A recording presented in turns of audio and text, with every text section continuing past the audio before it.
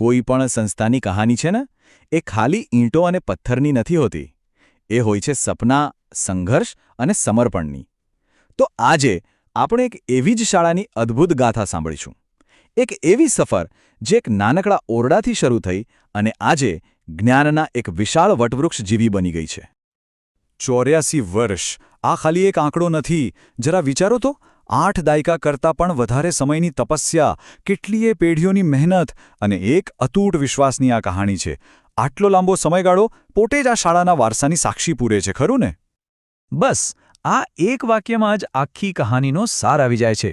જેવી રીતે એક નાનકડું બીજ સમય જતાં એક મોટું વટવૃક્ષ બનીને હજારો લોકોને છાંયડો આપે છે, બસ એવી જ રીતે આ શાળા પણ વિકસી છે. તો ચાલો આ સફરની શરૂઆતથી જ બધી વાત કરીએ.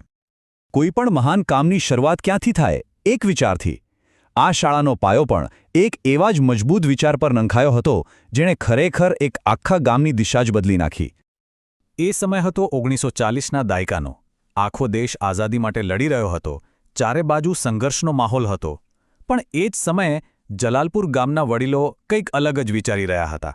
એમને એક જુદી જ ક્રાંતિ કરવી હતી અને એમના એ જ વિચારનું ફળ એટલે 1 ફેબ્રુઆરી 1943, જે દિવસે શ્રી જલાલપુર પ્રાથમિક શાળાની સ્થાપના થઈ.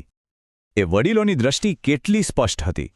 એ લોકો માનતા હતા કે સાચી આઝાદી ખાલી રાજકીય ના હોઈ શકે. જ્યાં સુધી જ્ઞાનનો પ્રકાશ ના ફેલાય ત્યાં સુધી સ્વતંત્રતા અધૂરી છે. આ કોઈ સૂત્ર નહોતું, આ તો એક ઊંડું દર્શન હતું અને આ જ દર્શન આ શાળાનો મજબૂત પાયો બન્યું. જરા એ દૃશ્યની કલ્પના તો કરો. કોઈ મોટી બિલ્ડિંગ નહીં, બસ એક નાનકડો ઓરડો.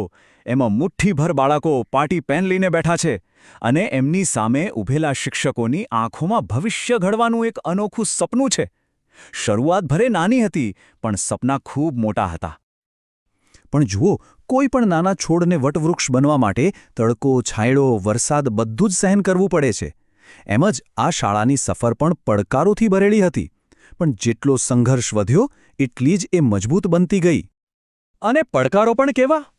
ચોમાસામાં છતમાંથી પાણી ટપકતું હોય કે પછી ભણાવવા માટે સાધનોની અછત હોય. પણ સાચું કહું તો એની સામે 2 મોટા આધારસ્તંભ હતા. એક, શિક્ષકોનું અતૂટ સમર્પણ અને બીજું, ગામ લોકોનો પૂરેપૂરો સહકાર. આ જ તો બતાવે છે કે જ્યારે આખો સમાજ એક થાય ને, ત્યારે કોઈ પણ મુશ્કેલી મોટી નથી હોતી. અહીંયા શિક્ષણનો અર્થ ખાલી ચોપડીઓનું જ્ઞાન નહોતો હો. અહીં તો બાળકોમાં સંસ્કારોનું સિંચન થતું હતું. રમતનું મેદાન હોય કે ક્લાસરૂમ, દરેક જગ્યાએ એક જ વાત શીખવવામાં આવતી: હળીમળીને, હાથમાં હાથ નાખીને સાથે આગળ વધવાનું. ટીમવર્કનું આનાથી મોટું ઉદાહરણ શું હોઈ શકે? તો દાયકાઓ વીતી ગયા. એ સંઘર્ષ અને સમર્પણ પછી પેલો નાનકડો છોડ આજે કેવો દેખાય છે? આજે એ એક ઘટાદાર શૈક્ષણિક વટવૃક્ષ બની ચૂક્યો છે, જેની છાયા દૂર દૂર સુધી ફેલાયેલી છે. અને આ વટવૃક્ષના ફળ, અરે વાહ, ખૂબ જ મીઠા છે. અહીં ભણેલા વિદ્યાર્થીઓ આજે ડૉક્ટર છે, એન્જિનિયર છે, પ્રગતિશીલ ખેડૂત છે, મોટા ઉદ્યોગપતિ છે. અલગ અલગ ક્ષેત્રોમાં દેશની સેવા કરી રહ્યા છે. આ જોઈને પેલા વડીલોનું સપનું આજે સાચું પડ્યું હોય એવું લાગે છે. ત્યાંના જ એક શિક્ષક શ્રી વિપુલસિંહ પરમારના શબ્દો સાંભળો. એ કહે છે, આ માત્ર એક શાળા નથી, પણ વિદ્યાનું ધામ છે, એટલે કે જ્ઞાનનું મંદિર. બસ આ જે ભાવના છે ને, એ જ આ જગ્યાને આટલી ખાસ બનાવે છે. પણ આ વાર્તા અહીં પૂરી નથી થતી. આ શાળા ખાલી એક ઐતિહાસિક ઇમારત નથી, એ તો એક જીવંત વારસો છે જે આજે પણ આવનારી પેઢીઓને પ્રેરણા આપી રહી છે.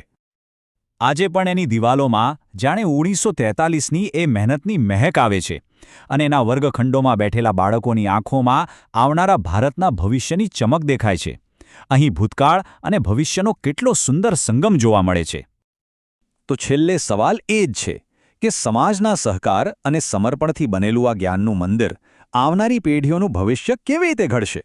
કદાચ એનો જવાબ એ હજારો સપનાઓમાં છુપાયેલો છે, જેને આ શાળાની માટીએ ઉડવા માટે પાંખો આપી છે.